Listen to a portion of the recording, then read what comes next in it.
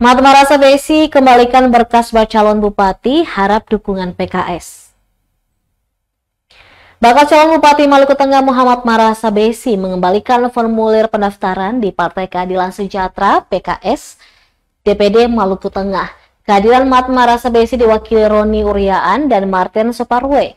Mereka tiba di Sekretariat DPD PKS Maluku Tengah, Apui, Kelurahan Ampera, Kota Masohi pada pukul 16.47 waktu Indonesia Timur, Jumat 10 Mei 2024. Kehadiran mereka diterima Ketua Penjaringan Bakal Calon Bupati, Wakil Bupati Musriadin Labahawa, dan Sekretaris dan tim penjaringan.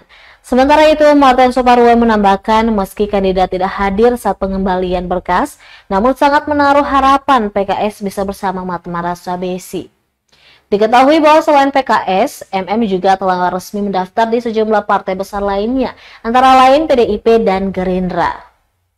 Download Tribun X sekarang, menghadirkan lokal menjadi Indonesia.